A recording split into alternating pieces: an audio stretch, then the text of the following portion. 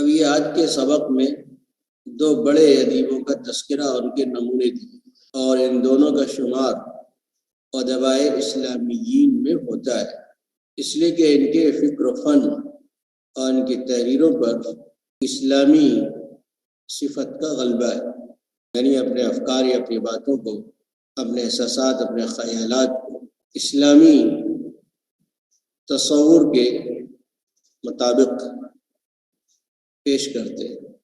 اسی لیے مادی ادب کے جو ادبا ہیں ان میں ان دونوں کا شمار نہیں ہوتا، سید قطب، علی طنطاوی۔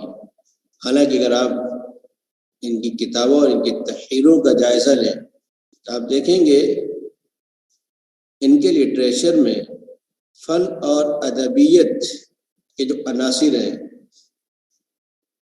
ادب کی جو خصوصیات ہیں، ان سب کی ترجمانی یا ان سب کی جلوہ گری بھرپور انداز میں پائی جاتی ہے۔ بلکہ ادب کی جان تو اصل عاطفہ ہے، اور عاطفہ بڑے طاقتور انداز میں ان دونوں کے وہاں موجود ہے۔ بات وہی وجدان اور شعور محسوس کرنا، پھر اپنے احساسات کو بیان کر دینا، اور پھر جب عاطفہ کے اندر خلوص، صداقت، سچائی شامل ہو جائے تو وہ اور زیادہ طاقتور ہو جاتا ہے۔ اس سے بڑھ کر یہی خوبی کلام رسول کی تھی۔ تو جس کلام میں یہ خوبی جتنی طاقتور ہوگی وہ کلام اتنا ہی مؤثر ہوتا ہے۔ اب ان کا نمونہ آئے گا تو آپ خود اندازہ کریں گے کہ عاطفہ کتنی قوت کے ساتھ اس میں کار فرما نظر آتا ہے۔ وصار الاستاذ سید قطب الشہید على اسلوب واقعی قوی فيه ترجیح للمعنى على طریقة ابن مقفع وعنایة بجزالة اللفظ على طریقة الجاہز۔ وہ کہ ان کے اسلوب میں جامعیت ہے، دو اسلوبوں کا جامع ہے، عبداللہ بن مقفع اور جاہز، اور یہ دونوں ٹکسالی ادیب جن کو دنیا ادب نے تسلیم کیا ہے، اور یہ صاحب طرز ادیب ہے جن کا اپنا مکتب، ایک مدرسہ ہے، اسلوب ہے جو پیش کیا، اس کو لوگوں نے بھی ایک صدی تک اختیار کیا ہے۔ تو وہ کہ اس اعتبار سے ان کے اسلوب کی اور اہمیت بڑھتی ہے۔ تو سید قطب شہید جن کی ولادت 1906 میں ہوئی اور انتقال 1966 میں، انہوں نے ایک ایسے حقیقی اور طاقتور اسلوب پر چلے، یعنی اس کو اختیار کیا، واقعی کی جو حقائق پر ہونے، حقیقی صورتحال ہے، کس بیانی نہیں، خیال زیادہ آمیزش نہیں کہ صرف تخیل اور حقیقت نہ ہو، فی ہی کہ جس طاقتور واقعی اسلوب میں عبداللہ بن مقفع کے طرز اور انداز پر معنوی پہلو کو ترجیح دی گئی ہے کہ معنی کے اندر جدت، ندرت، اس کے اندر عظمت۔ اس لیے حضرت مقفع ہی چاہتے کہ بہت زیادہ حقائق پیش کرتا ایجاز اور اختصار کے ساتھ، ان کا پورا توجہ کہ جو معانی اور افکار پیش کر رہے ہیں وہ اچھے سے اچھے ہونا چاہیے، اور ایسے ہی جاہز کے انداز اور طرز پر لفظ کی عمدگی، بہتری اور پختگی پر توجہ دیتے تھے، تو لفظ بھی منتخب چیدہ ہو کہ جس معنی کے لیے اس کو استعمال کیا جا رہا ہے اس معنی کو پورے طور پر ادا کر رہا ہو۔ اور ابن قتیبہ نے تو نقل میں لکھا ہے کہ سب سے اچھا کلام کون ہے؟ طاب لفظہ وطاب معنیٰ، لفظ بھی اچھا اور معنی بھی اچھے۔ اس اعتبار دیکھیں تو کتب کا کلام اس پیمانے، اس معیار پر پورا اترتا ہے۔ وَكَانَ أَغْلَبُ كِتَابَاتِهِ فِي سَبِيلِ الدَّعْوَةِ لِلْفَضِيلَةِ، آپ کی اکثر تحریریں فضائل انسانی یا محاسن کی طرف بلانے پر تھیں، جو اچھے اسلامی اور انسانی اقدار و اخلاق ہیں ان کو اختیار کرنے کی دعوت دیتے تھے. اور ضبط الفکر الاسلامیہ النقیہ، اور صاف ستھرے اسلامی فکر کو کے دفاع میں، یعنی اسلام تصور حیات نظام زندگی پیش کرتا ہے، اس کی طریق کا اثبات کا جواب. اب ان کی تفسیر پڑھیں، یہ چیز کھل کر آتی ہے. ولو کتب فی الادب، اس کے علاوہ ادب، شاعری اور نقد کے موضوع پر بھی ان کی کتابیں ہیں. وَيُمَثِّلُ أُسْلُوبَهُ فِي الْكِتَابَاتِ الْأَدَبِيَّةِ كُتُبُهُ، ان کے لٹریچر ادبی تحریروں کی اسلوب کی نمائندہ کتابوں میں التصویر الفنی فی القرآن ہے. یہ بہت عمدہ کتاب ہے، یعنی قرآن کا جو انداز بیان ہے، مخاطب کی نفسیات کا جو لحاظ ہے، اور جو محسوسات کو معنویات کو یا جو غیر محسوس کی جانے والی باتیں ہیں ان کو محسوس انداز میں بیان کر دینا، کہ تصویر کشی کرنا، جو ایک اچھوتا جو انداز ہے، تو قرآن کا جو اس کے اندر کی جو برتری ہے، قرآن کا جو انداز ہے تصویر کشی کا، اس کو پیش کیا ہے.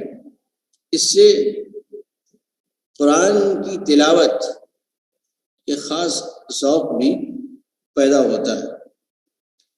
وفی الکتابات الدعویہ کتبہ، اور دعوتی تحریروں میں ان کی جو کتابیں ہیں ان میں سے ایک دراسات اسلامیہ ہے، معالم فی الطریق ہے، مشاہد القیامہ فی القرآن ہے، ظلال القرآن ہے، اور العدالہ الاجتماعیہ فی الاسلام.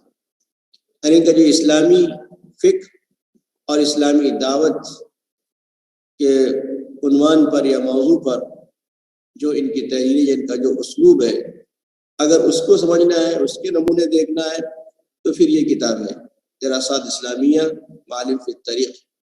معالم فی الطریق یہ وہی کتاب ہے کہ جس میں بعض ایسی تحریریں ہیں جس کی بنیاد بنا کر ان کو پھانسی دی گئی تھی، کہ انہوں نے نظام وقت اور حکومت وقت کے خلاف گوئے کہ انقلاب اور خروج کی دعوت دی. یہ منہاج نبوہ پر کام نہیں کر رہے، اس کو بدلنے کی ضرورت ہے. تو انہی تحریروں کو بنیاد بنا کر ان کو پھانسی دی گئی تھی. یہی اقتباس مولانا وحدہ رشید صاحب نے اپنی کتاب ادب الصحوہ الاسلامیہ میں بھی وہ اقتباس نقل کیا ہے، اور یہ اس کا ترجمہ اردو میں ہو چکا ہے منزل نشان راہ کے عنوان سے. ابھی ظلال قرآن جو تفسیر ہے، اور العدالہ اجتماعیہ جس کے بارے میں پہلے بھی ذکر آ چکا ہے کہ یہ اصل کی جو ممتاز ترین کتابیں ہیں ان کتابوں میں سے ایک کتاب العدالہ الاجتماعیہ فی الاسلام ہے، کہ انہوں نے اسلام کا جو سماجی، اسلام کے اندر جو مساوات، برابری کا نظریہ ہے، تعلیمات ہیں، اسلام کا تصور ہے، اس کو پیش کیا ہے کہ دنیا کے کسی مذہب میں یا افکار و نظریات اور فلسفوں میں وہ بات نہیں ملتی جو اسلام نے سماجی انصاف اور انسانی مساوات کا سبق اور اس کی جو تعلیمات دی ہیں. وَهَذَا نَمُوذَجٌ مِنْ أُسْلُوبِهِ، اب ایک نمونہ دے رہے ہیں ان کے طرز تحریر اور اسلوب بیان کا. ایک ایسا نمونہ ہے جس کے اندر تتجلی فیہ روح الدعوہ، کہ اس میں دعوت کی روح اور قوت الاقناع اور مطمئن کرنے کی طاقت و قوت، تعبیر کی پختگی پائی جاتی ہے. روح دعوت سے مراد ہے الدعوہ الی الفضائل والمحاسن الانسانیہ، خالص اسلام کی دعوت، کہ اسلام زندگی کا ایک نظام کامل پیش کرتا ہے، اس کو اختیار کیا جائے، کہ دعوت کو یہاں پر محدود نہ سمجھا جائے. اقناع کہتے ہیں مطمئن کر دینا، کہ جب کوئی بات انسان کہتا ہے تو یہ انداز ہو کہ سننے والا مطمئن ہو جائے، اور مطمئن اسی وقت ہوگا جب اس کی جو ذہنیت ہے، جو ماحول ہے، اس کا لحاظ کیا جائے، اور جو بات پیش کی جا رہی ہے تو عقلی اور منطقی انداز میں اس کو مطمئن بھی کرایا جائے. وَنَقْتَبِسْ من کتابی، یہ نمونہ ہم نے ان کی کتاب معالم فی الطریق سے لیا ہے۔ یہ پورا خلاصہ پیش کر دیا ہے کہ اس وقت دنیا انسانیت کو کون سی قیادت مطلوب ہے، یا کون ایسا مذہب ہے جو انسانیت کی صحیح رہبری اور رہنمائی کر سکتا ہے۔ اب دیکھیں ایک دم خطابت کا جوش بھی ان کے اسلوب میں ہے کہ وَلَا بُدَّ مِن قِيَادَةٍ لِلْبَشَرِيَّةِ جَدِيدَةٍ، حالانکہ جدیدہ قیادہ کی صفت ہے، جملے کے اندر ایک قسم کی سزا بیان کرنے کے لیے فصل ہے کہ انسانیت کے لیے ایک نئی قیادت کی ضرورت ہے۔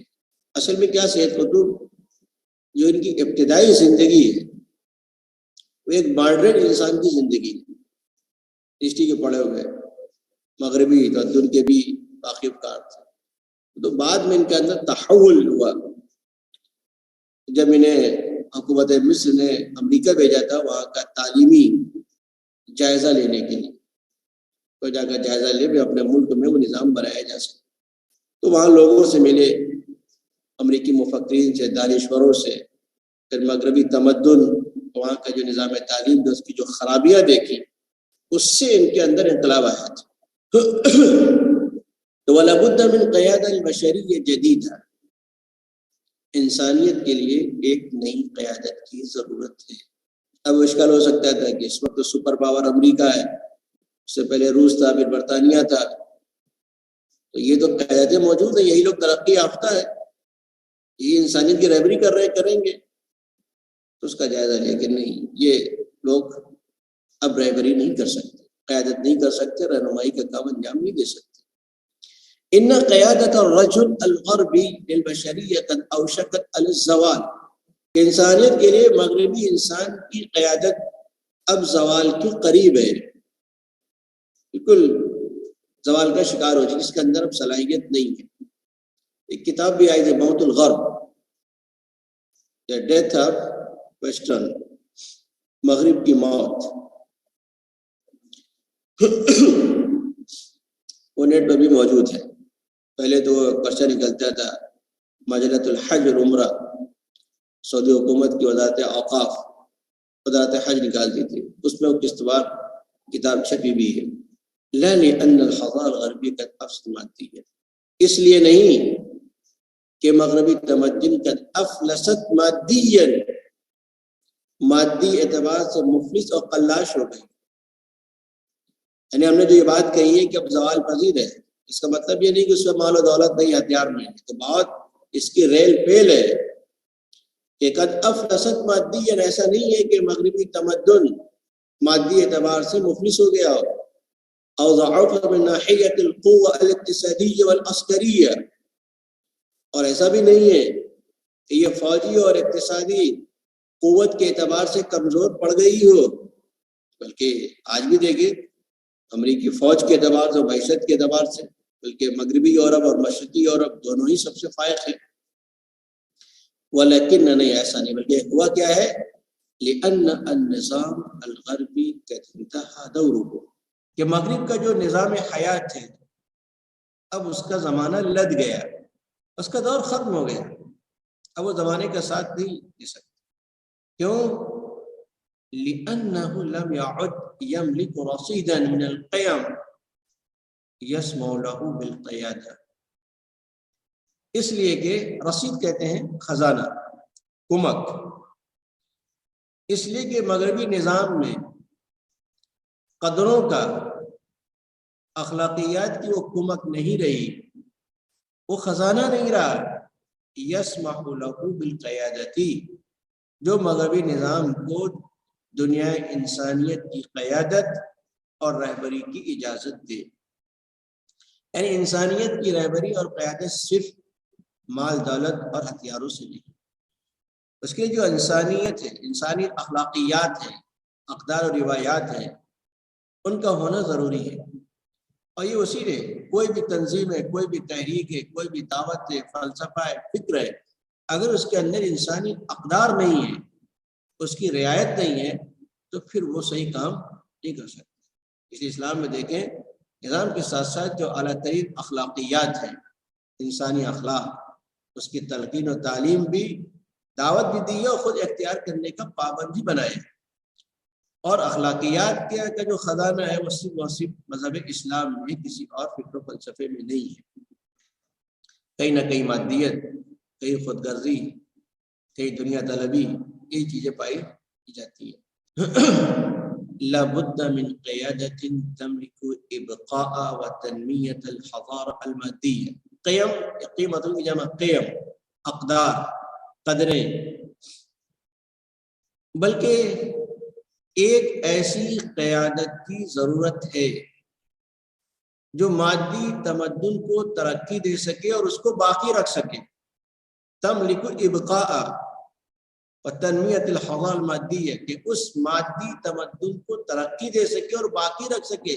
التي وصلت الیہ البشریہ بقیم جدیدہ کاملہ، جس مادی تمدن تک آج انسانیت کی رسائی ہو گئی کہ وہ آسمان بول رہا ہے، انسان ترقی کرتے کرتے پہنچ گیا، سمندر کے اندر غوطے لگا رہا ہے، چاند پر جا کر بستی بسا رہا ہے۔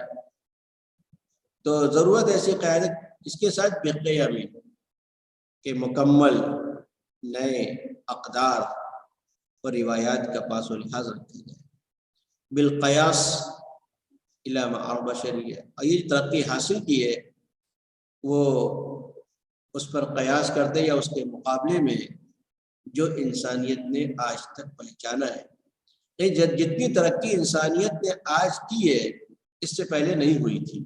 کبھی منہج اصیل، اور یہ قیادت ہو ایسے حقیقی، سچے اور ایجابی اور مثبت طریقہ کار کے ذریعے سے، ایسے طریقہ کار، منہج اور نظام کے ذریعے سے، اصیل، جو سچا اور حقیقی ہو، کہیں سے اخذ کیا ہوا نہ، ادھار لیا ہوا نہ ہو، ایجابی، مثبت ہو، اس میں منفی باتیں نہ ہو، سلبیات نہ ہو، واقعی فی الوقت ذاتی، اور اسی کے ساتھ ساتھ وہ حقیقت پر مبنی ہو، صرف تخیل کی دنیا میں نہ ہو کہ زمین پر کیا ہو اس کو دیکھتا نہیں ہے، صرف خیالی باتوں کو بیان کرتے رہتے ہیں۔ جیسے محلات کے بیٹھے ہوئے لوگ ہیں، وہ تو خوشحال اور مطمئن سمجھتے ہیں سب ایسے ہی ہوں گے، زمین پر نکل کر دیکھیں فقر و فاقہ اور غریب لوگ کیسے مر رہے، یہ ان کا لحاظ نہیں ہوتا۔ تو ضرورت ایسے ہی نظام کی ہے جو سچا ہو، ایجابی، اور اس کے ساتھ ایجابیات سب کے ساتھ خیر کا جذبہ رکھتا ہو، اور وہ حقیقت پر مبنی ہے۔ اب یہ ہے کہ یہ خوبیاں، یہ خصوصیات کس کے اندر پائی جاتی ہیں؟ تو والاسلام وحدہ هو الذی، یہ اصیل کے معنی سچا، اصلی، حقیقی، یہ بہت عام فہم الفاظ ہیں بھائی۔ هو الذی یملک تلک القیم وهذا المنہج، اسلامی ہی تنہا وہ مذہب ہے جو ان مطلوبہ قیم اور اقدار کا مالک ہے اور ایسا نظام کا حامل ہے جو انسانیت کو مطلوب ہے۔ تو ظاہر سی بات ہے، اسلامیات میں جو اخلاقیات کا خزانہ کسی مذہب میں نہیں، بلکہ یہ جو دشمن بھی اس کا اعتراف کرتے ہیں کہ اسلام بظور قوت نہیں، بظور اخلاق زیادہ پھیلا ہے۔ خود ہمارے ملک ہندوستان کی تاریخ اس بات کی گواہ ہے۔ لقد ادت النہضہ العلمیہ دورہ، علمی اور سائنسی ترقی نے بھی اپنا کام کر دیا۔ یہ سائنسی ترقیات ایک حد تک ہو سکتی ہو چکی ہیں، انسان کو جو راحت ملنا تھا مل چکی۔ هذا الدور الذي بدأت مطالعه مآسي النهضة في القرن السادس عشر المیلادی، یعنی اپنا وہ دور ادا کر دیا جو دور مطالعہ ہو، جس کی علامتیں شروع ہوئی تھی 16ویں صدی عیسوی میں بیداری کے ساتھ، جب یورپ تاریکی سے نکل کر روشنی کی طرف آ رہا تھا۔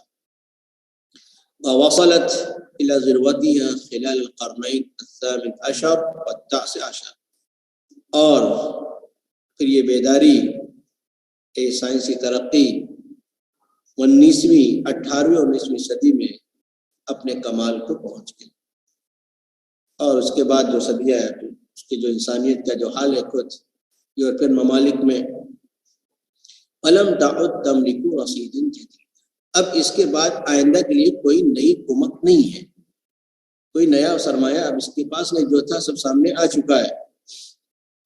اور واقعی یہ تو بات صحیح ہے، تو یہ بہت آج سے 50-60 سال پہلے بات لکھی تھی، اب تو اس کی بہت زیادہ ضرورت ہے۔ اگر آپ یورپ کی زندگی کا حقیقی جائزہ لیں زمینی جا کر، تو لوگوں کے اندر جو افسردگی ہے، خودکشی کا رجحان ہے، فحاشی ہے، برائیاں اس سلسلہ کو پہنچ کے انسان جانے لگی ہے، تو پھر لوگوں کو بیچ میں رہ کر اندازہ ہوتا ہے کہ اب کس چیز کی ضرورت ہے۔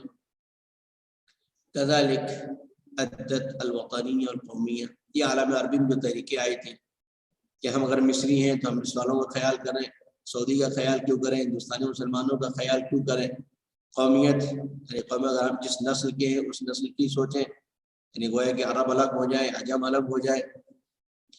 اسی طریقے سے وطنیت اور قومیت کی تحریک التي بردت في تلك الفترہ، جو اس زمانے میں یعنی 20ویں اور 19ویں صدی میں تحریکیں سامنے آئی تھی۔ والتجمعات الاقلیمیہ عامۃ دورها خلال هذه القرون، ایسے ہی علاقائی تحریکیں، تجمعات کے معنی تحریکیں، تنظیمیں، یہ سب افکار تھے، علاقائیت، وطنیت، قومیت، کہ ان افکار اور نظریات نے بھی ان صدیوں میں اپنا اپنا کردار ادا کر دیا ہے۔ وَلَمْ تَعُدْ تَمْلِكُ هِيَ الْأُخْرَى رَصِيدًا جَدِيدًا، اب ان تحریکوں میں بھی کوئی نئی جان، کوئی نئی قوت نہیں رہی۔ اب یہ خاص عاطفہ ان کے پیچھے کام وہی کر رہا ہے، دین اسلام اور اس کے نظام کی برتری اور اس کی افادیت کو ثابت کرنے کا۔ تو اس کے اندر اسلامی حمیت نہ ہو تو پھر وہ اس طریقے سے بات نہیں کرے گا۔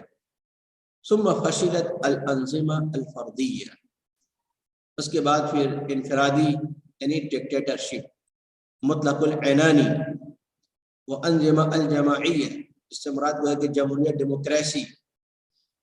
اس کے بعد پھر نہایت المطاف، آخری منزل پر پہنچ کر یہ انفرادی نظام اور اجتماعی نظام بھی ناکام ہو گئے ہیں۔ یعنی ڈکٹیٹرشپ ہے، جس سے جمال عبد الناصر وغیرہ تھے، تو ان کا نظام بھی نہیں چل سکا، یا ہٹلر تھے، موسولینی تھے، اور پھر جو جمہوریت لائی گئی وہ بھی ناکام ہو گئی۔ اب کیا ہے، وَلَكَدْ جَاءَ دَوْرُ الْإِسْلَامِ وَدَوْرُ الْأُمَّةِ بِأَشَدِّ السَّاعَاتِ حَرْجًا وَحَيْرَةً وَاضْطِرَابًا، اب اسلام اور امت اسلامیہ کی باری آئی ہے، اس کا زمانہ آیا ہے، سخت ترین سنگین حالات میں، حیرتاً یعنی حیرت و پریشانی بھی، اور قلق اور انتشار بھی ہے، کہ لوگ پریشان ہیں، زندگی سے تنگ آ گئے، کچھ سمجھ میں نہیں آ رہا، اور امن و امان، راحت، اس کی وجہ سے لوگ پریشان اور بے چین ہیں، کہ انہیں تلاش ہے کہ ایسی چیز مل جائے کہ انسانوں کو سکون مل سکے۔ ساعت معنی حالات، حرج میں تنگ، سخت، ایسا کے معنی انتشار، بے اطمینانی، بے قراری، حرجن سنگین۔ جاء دور الاسلام الذي لا يتنكر للابداع المادي في الارض، اب اسلام کی باری آئی ہے جو روئے زمین پر مادی تخلیق کا انکار نہیں کرتا ہے۔ یعنی اسلام جو تخلیقات ہیں، انکشافات ہیں، تحقیقات ہیں، ان کو نہیں روکتا ہے، بلکہ انسان کو رہنمائی کرتا ہے کہ اپنے عقلی بنیاد میں ترقی کر سکتا ہے، کرے، بس اس کا ایک دائرہ ہے کہ حدود میں رہے۔ لِأَنَّهُ يَعُدُّهُ بِالْوَظِيفَةِ الْإِنسَانَ الْأُولَى، اس لیے کہ اسلام ابداع مادی یعنی ابداعی مادی یا دنیاوی ترقی، تخلیقات، ابتکار، اس چیز کو انسان کی پہلی ذمہ داری سمجھتا ہے۔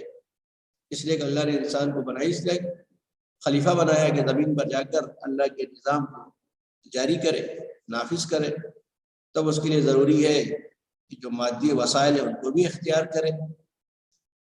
منذ ان احد اللہ علیہ، اور انسان کی ذمہ داری اسلام نے اس وقت سے سمجھی جبکہ اللہ نے انسان کو اپنی خلافت کے ذمہ دار بنایا تھا۔ وَيَعْتَبِرُ تَحْتَ شُرُوطٍ خَاصَّةٍ عِبَادَةً لَّهُ، بلکہ اس ذمہ داری کو شرائط کے ساتھ وہ تو عین اللہ کی عبادت قرار دیتا ہے کہ جس طرح نماز پڑھتے ہیں، روزہ رکھتے ہیں، زکوٰۃ دیتے ہیں، یہ عبادت ہے۔ اگر روئے زمین پر اللہ کے نظام اور قانون کو نافذ کرنے کے لیے کام کیا جائے حرام و حلال کی تمیز رکھتے ہوئے، تو یہ بھی عین عبادت ہے۔ یہ بات صحیح ہے، اسلام میں تفریق نہیں ہے کہ ہم حکومت نہیں کر سکتے، اقتدار میں نہیں آ سکتے، خلافت کام نہیں کر، لیکن اس کی شرائط ہے کہ ہمیں اس معیار اور اس پیمانے پر یہ کام کرنا ہے۔ وَتَحْقِيقًا لِغَايَةِ الْوُجُودِ الْإِنسَانِي، اور اسلام نے تو انسانی وجود کے مقصد کی اس کو تکمیل قرار دیا ہے کہ روئے زمین پر انسان کو جو لایا گیا ہے اس کا مقصد کیا ہے، اس مقصد کی تکمیل کے لیے مادی ترقی بھی ضروری ہے۔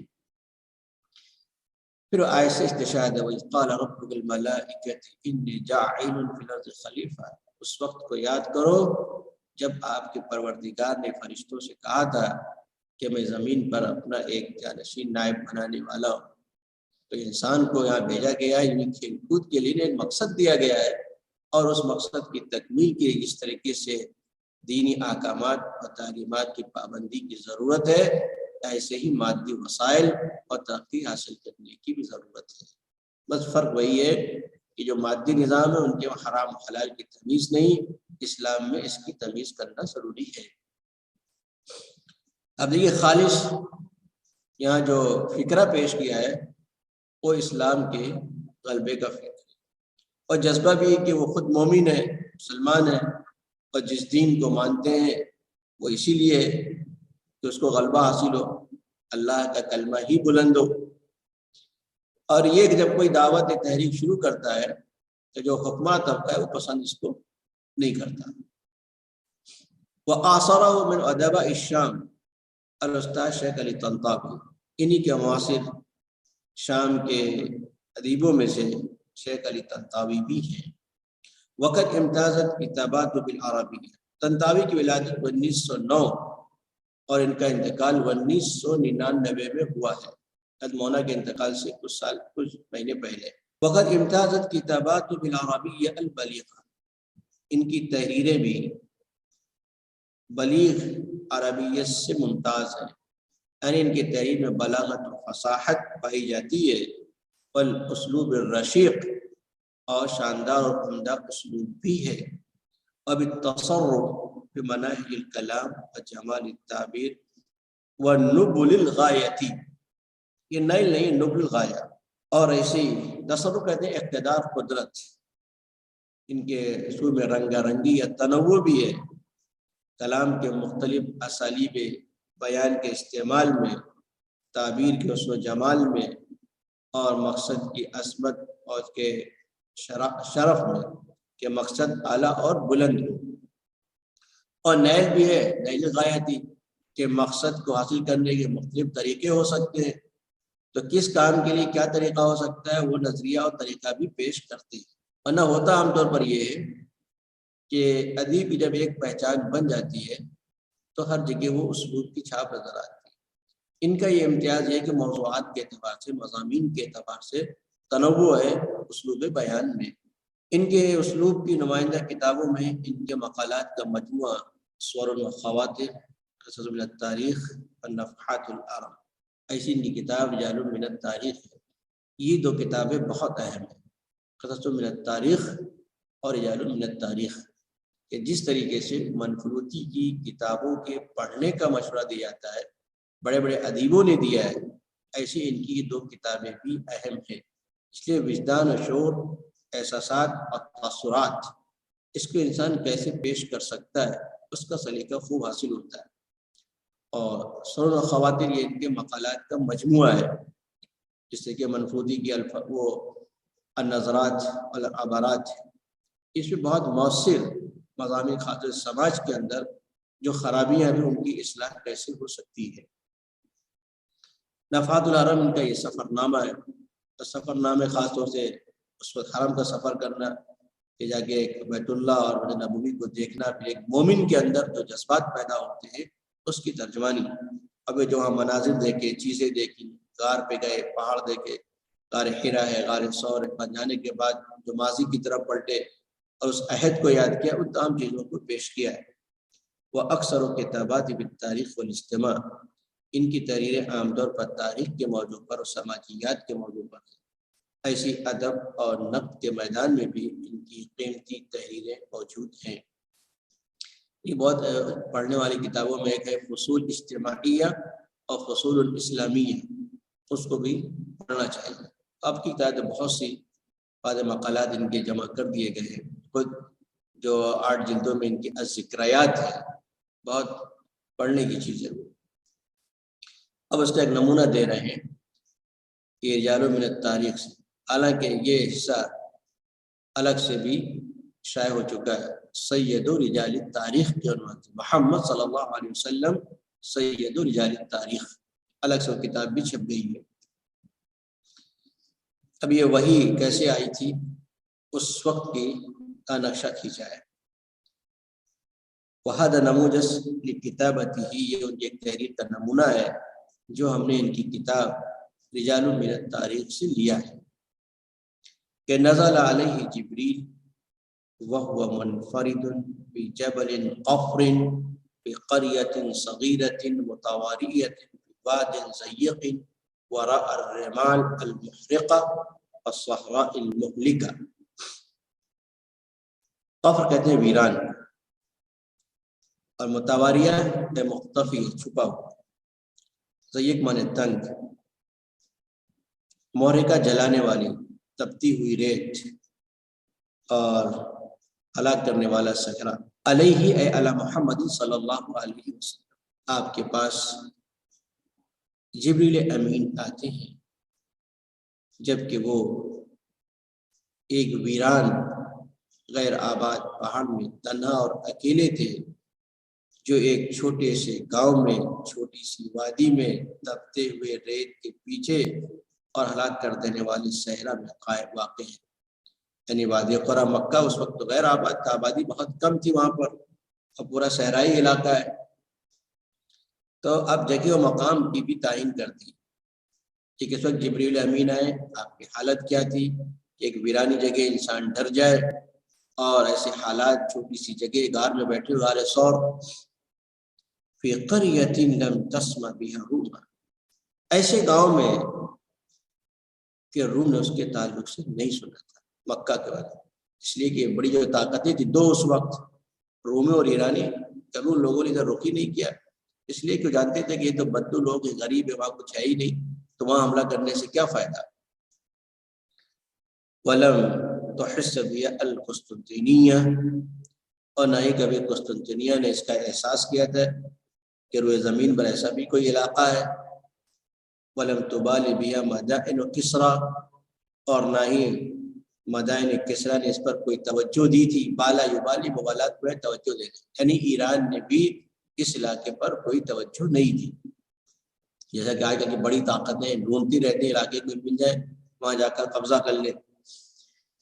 فقال له، تو اس زمانے میں، اس وقت میں، ایسے ویرانے میں جبکہ آپ اکیلے اور تنہا تھے، جبریل امین آپ کے پاس آئے اور آپ کو مخاطب کرتے ہوئے کہا انحز ایھا الرجل، اے شخص، اے آدمی، اٹھو اٹھو، کہاں بیٹھے ہوئے ہو، قف وحدک فی وجہ قریش، مت ڈرو، تنہا ہی قریش کے مقابلے میں کھڑے ہو جاؤ۔ ادھر کانا یتحنس، آپ آبادی سے نکل جاتے تھے، غار میں آتے تھے، عبادت کرتے رہتے تھے پورا دن، یہ اللہ کی طرف سے نظام تھا۔ وقت آ گیا تھا کہ نہیں، اب تنہا عبادت نہیں کرنا ہے، آپ جا کر اس کو عام کرنا ہے۔ تو قف وحدک فی وجہ قریش، وحدک تنہا، اکیلے، آپ اکیلے ہی تنہا ہی قریش کے مقابلے میں ڈٹ جائیں۔ فکسر اسناما، اور جائیے قریش کے بتوں کو پاش پاش کر دیجئے۔ وحتم آلہتہا، ان کے معبودوں کو چورا چورا کر دیجئے، توڑ دیجئے۔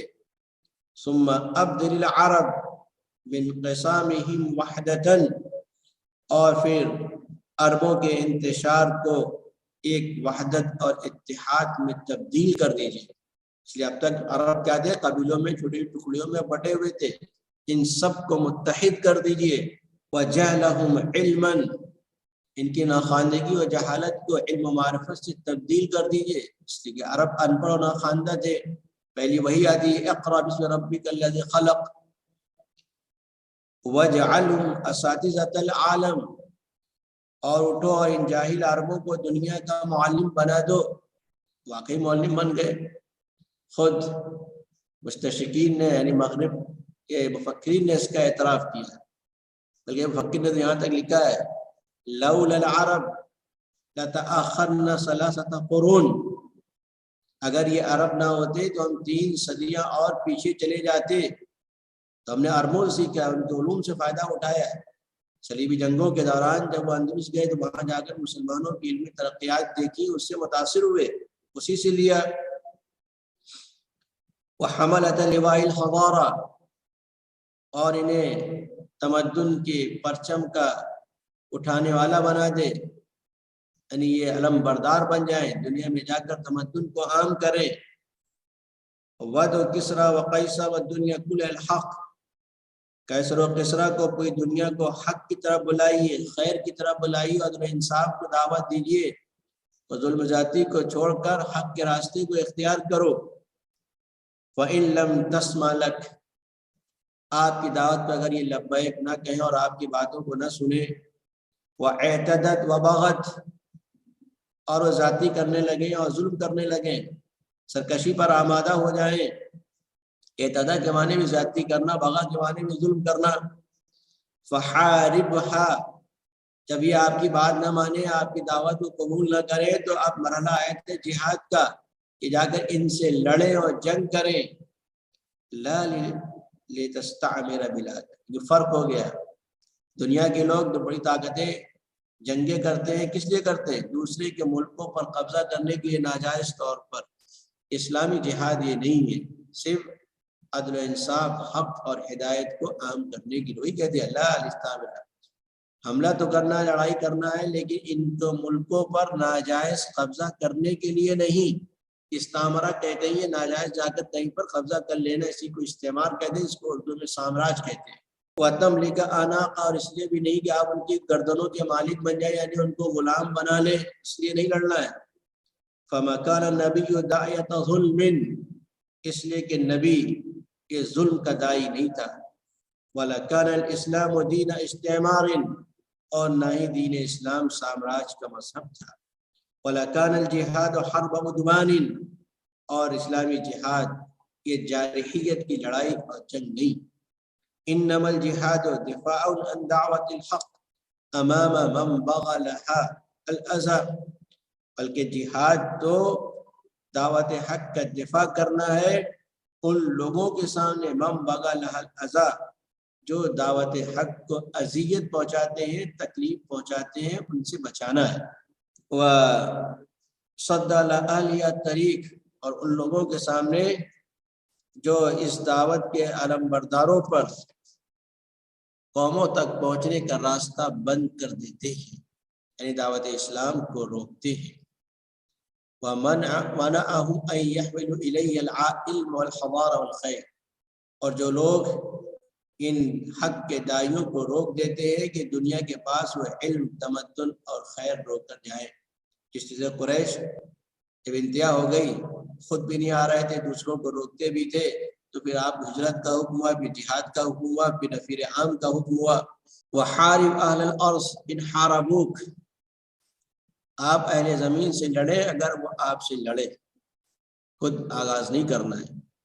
وَجَاهِدُوا وَلَوْ بَقِيتَ وَحْدَكَ، اور آپ ان سے لڑیں چاہے آپ اکیلے اور تنہا ہی کیوں باقی نہ رہ جائیں۔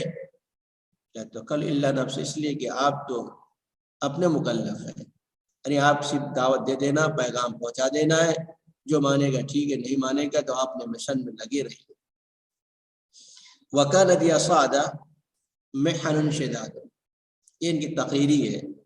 تو سامعین، كانت محن شداد، اس وقت بڑی بڑی مصیبتیں اور آزمائشیں پیش آئیں۔ باقی کس طریقے سے آپ کو ستایا گیا، کانٹے بچھائے گئے، آپ پر اونٹ کی اوجھی ڈالی گئی، گردن کو دبا دیا گیا، آپ کا محاصرہ کیا گیا، بائیکاٹ کیا گیا۔ وَكَانَتْ أَحْوَالٌ، بڑے بڑے خطرات تھے۔ وَلَكِنَّ مُحَمَّدًا احْتَمَلَ مَا لَا تَحْتَمِلُ الْجِبَالُ، لیکن محمد صلی اللہ علیہ وسلم